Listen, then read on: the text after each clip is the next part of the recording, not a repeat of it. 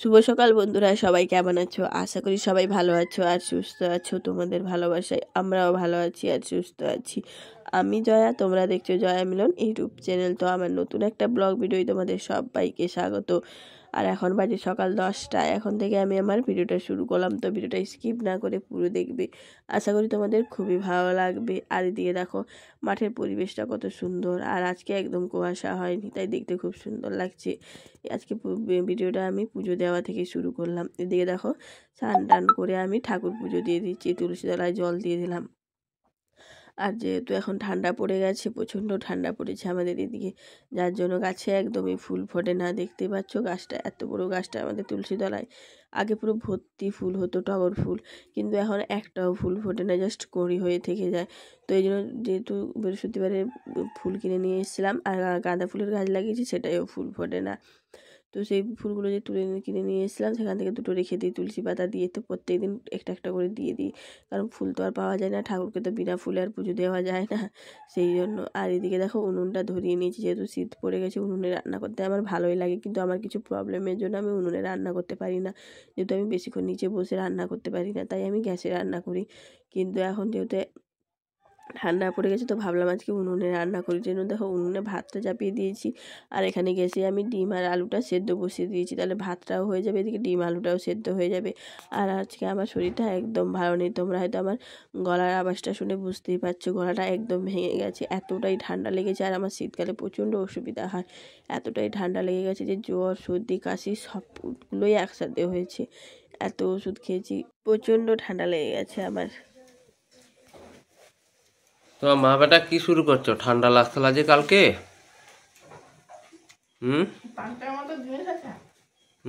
সে তো বুঝলি, কিন্তু ঠান্ডা লাগে শরীর খারাপ হইলে ডাক্তারকে তো পয়সা কামাতে হবে।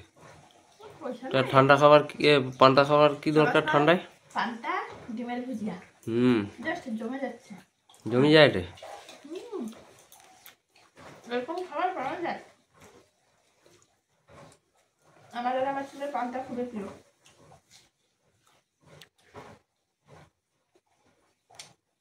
আজকে উনানে ভাত চাপিয়েছো নি? আজকে রান্না হবে, যেহেতু শীত পড়ে গেছে।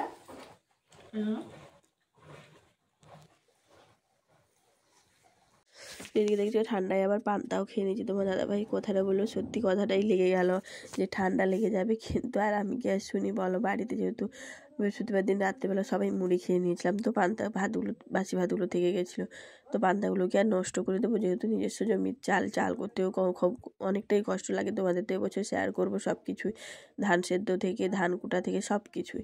তখন তোমরা বুঝতে পারবে যে চাল করতে কতটা কষ্ট লাগে, তাহলে কী করে বাসি ভাতগুলো ফেলে দিই বলো। তো মা বেটা দুজনই পান্তা খেয়ে নিয়েছি, কিন্তু পান্তা খাওয়ার পর যে অবস্থা খারাপ হয়েছে আমার, মানে কোনো বলারই নেই। মানে নাকটা সব বন্ধ হয়ে গেছে, রাত্রে তো ঘুমোতেই পারিনি, এত অসুবিধা হয়েছে কি বলবো। তাই আমি রাত্রে আর কোনো ভয়েসই দিইনি, সকালে দিচ্ছি আমি ভয়েসটা। তো এদিকে দেখো ভাতটা আমার ফুটে গেছে, মানে ফুটছে এখন। আর এদিকে আমি আনাজগুলো সব কেটে নিয়েছি। তোমার দাদা ভাই আগের দিন শাক নিয়ে এসেছিলো। তো বন্ধুরা, এই যে উনান খোলা হচ্ছে, ধান সিদ্ধ হবে। ওইদিকে যে পুরানো উনানটা ছিল, এই যে ওটা বৃষ্টির জল ঢুকে পুরো নষ্ট হয়ে গেছে, যার জন্য ওখানে করা যাবে না। এখানে আবার নতুন করে উনান করা হবে।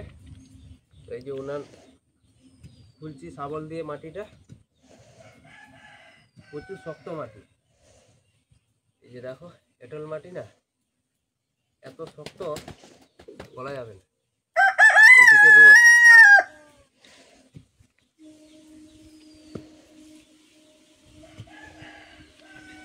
তো শাক দিয়ে আজকে আলু বেগুন দিয়ে একটা চচ্চড়ি করে দেবো, আর করব ডিম আলুর ঝোল। আর উচ্ছে যেহেতু কেটে রেখেছিলাম আগের দিন, তো উচ্ছেগুলো রেখে দিয়েছিলাম, সময়টা অনেকটাই বেলা হয়ে গেছিলো বলে আর উচ্ছেটা ভাজা হয়নি। তো উচ্ছেটা আজকে ভেজে নেব, আর ভাজবো কিছুটা সয়াবিন, যেহেতু 3 পিস মতো মাছ আছে।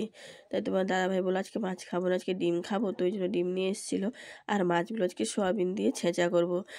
খুবই সুন্দর লাগে সয়াবিন দিয়ে মাছ ছেঁচা করলে, আমাদের বাড়িতে এটা প্রায় করে থাকি আমি। সয়াবিনগুলো একটু ভালো করে কড়া করে ভেজে নিতে হবে, তাহলেই ভালো লাগবে খেতে। তো এদিকে দেখো আনাজগুলো আমার কাটা কমপ্লিট হয়ে গেছে, ওদিকে তো ডিম আলুও সেদ্ধ হয়ে গেছে আমার। এদিকে আমি মশলাগুলো বের করে নিয়েছি, যেহেতু ডিম আলু ঝোল করব, তাই পেঁয়াজ আদা রসুন সবগুলো কেটে নিয়েছি। আর এদিকে দেখো ভাতটাও আমার হয়ে গেছে, তো ভাতের ভাতটা গড়িয়ে নিচ্ছি।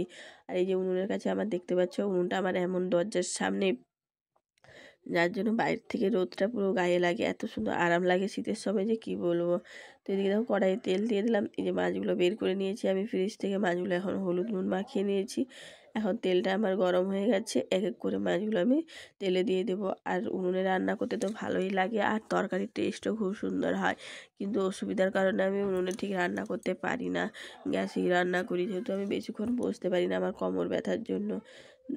তো আজ ভাবলাম দেখি রান্না করি, তো এই জন্য দেখো রান্না করতে বসে, এই যে দেখো মাছটা আমার ভাজা হয়ে গেছে। এখন সয়াবিনগুলো তেলে দিয়ে ভালো করে আমি হালকা আঁচে লাল লাল করে ভেজে নিয়েছি। আর এগুলো ভাজার পর কিছুক্ষণ পর দেবে পুরো একদম মচমচিয়া হয়ে যাবে, ভাঙলেও মানে গুঁড়ো হয়ে যাবে মুখে। তারপরে এখানে দেখো মাছ ভাজা উচ্ছে ভাজা হয়ে গেছে, এখন আমার মাছ ভাজা সয়াবিন ভাজা হয়ে গেছে। এখন যে উচ্ছেটা কেটে রেখেছিলাম উচ্ছেটা ভেজে নিচ্ছি। তো উচ্ছেটা ভেজে নিয়ে তারপরে আমি চচ্চড়িটা বসিয়ে দেবো। তো উচ্ছেটা এখন তেল দিয়ে দিচ্ছি, উচ্ছেটা এখন নুন হলুদ দিয়ে ভালো করে আমি লাল লাল করে ভেজে নেব। তো এইদিকে দেখো উচ্ছেটা আমার ভাজা হচ্ছে, আর উনুনে তো প্রচণ্ড ধোঁয়া হচ্ছে, দেখতেই পাচ্ছ তোমরা।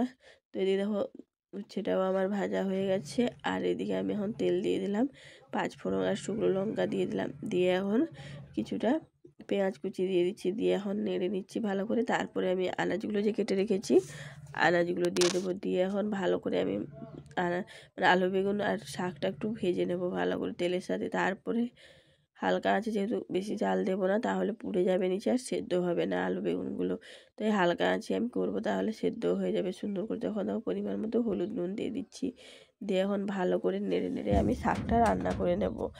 এভাবে রান্না বেশিক্ষণ সময় লাগে না। আর এদিকে ডিমাটাও আমার সিদ্ধ হয়ে গেছে ডিম, তো এই জন্য ডিমগুলো এক এক করে সবগুলো ছাড়িয়ে নিচ্ছি। তার মধ্যে দেখো আমার চচ্চড়িটাও হয়ে গেছে, তো চচ্চড়িটা নামিয়ে নিচ্ছি আমি।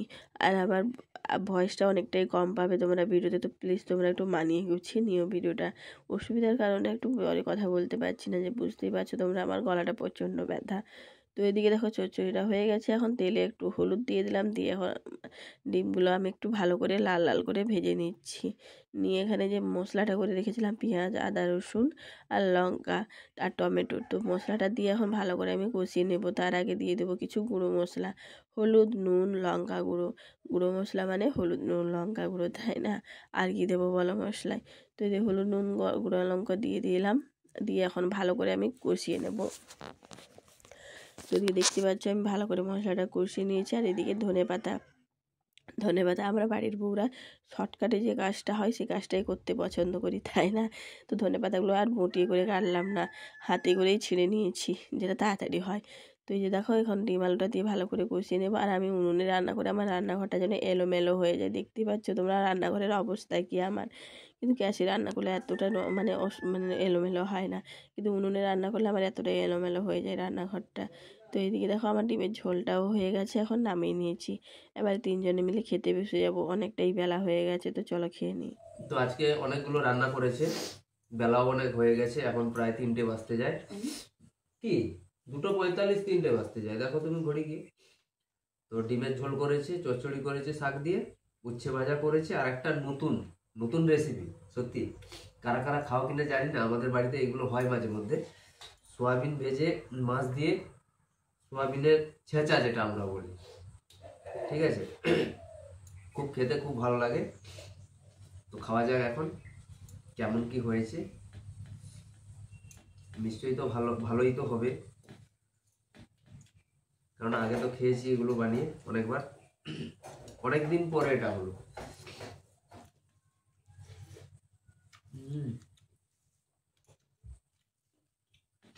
ডিমের ঝোল ধনেপাতা পড়েছে, টেস্ট তো একটা আলাদা আসবে।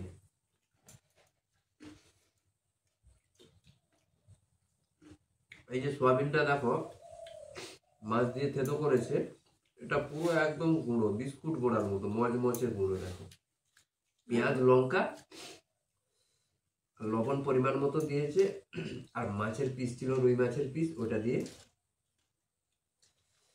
সোয়াবিন ভাজাগুলোকে শিলনোড়াতে থেতো করে গুঁড়ো করে দিয়েছে। এটা খেতে কিন্তু খুব টেস্টি হয় সত্যি বন্ধুরা, যারা খাওনি বানিয়ে খাবে। সত্যি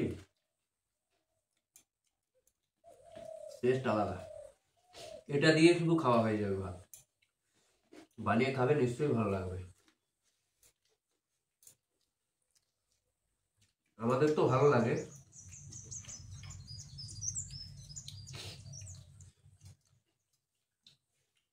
মাছ যেহেতু সেদিনকে নিয়ে এসেছিলাম,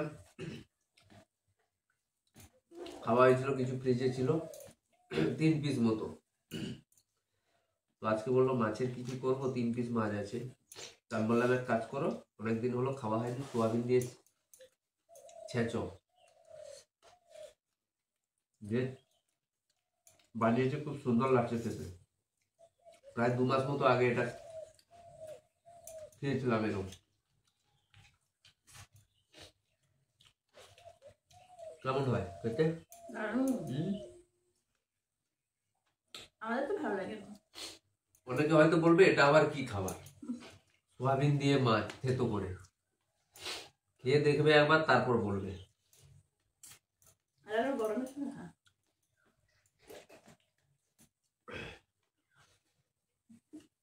সোয়াবিনটাকে একদম তেলে হালকা আঁচে ভালো করে ভাজতে হবে, যেন ভেতর অব্দি যেন ভাজা হয়ে যায়, মচমচ হয়ে যায়।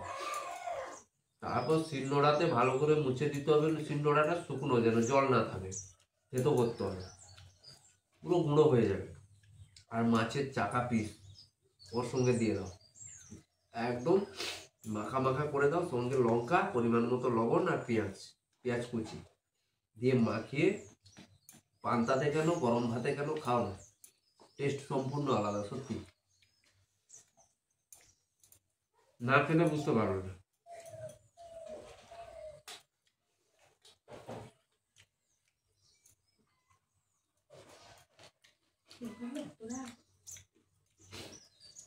কয়েকদিন ধরে আমাদের কিন্তু খেতে অনেকটাই বেলা হয়ে যাচ্ছে, প্রায় 3টে,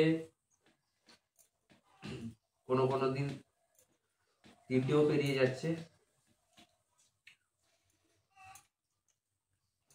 শীতের বেলা মানে বেলা ছোট এমনিতেই, না শীতের সময় বিশেষ করে আমাদের বাড়িতে গরম গরম খাওয়া হয়। খাওয়া দাওয়ার 1-1.5 ঘন্টা আগে রান্না চাপায়, 1.5-2 ঘন্টা আগে।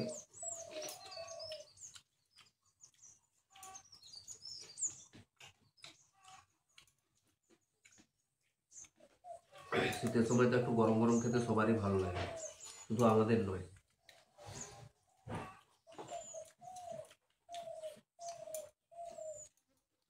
আগের চচ্চড়িটাও খুব ভালো।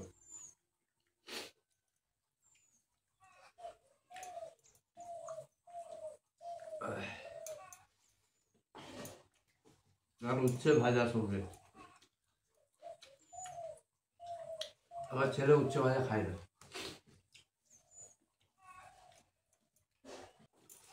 তো বন্ধুরা, আরো একটা জিনিস থেকে গেছিল ডাইনিং টেবিলের উপরে, সেটা হচ্ছে পাঁপড় ভাজা। পাঁপড় ভেজেছিল, খেতে বসে গেছি, আর পাঁপড়ের কথা খেয়াল নেই।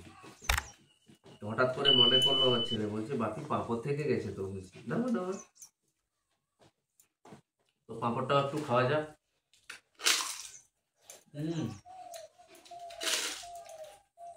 একদম মজমজে খাস্তা।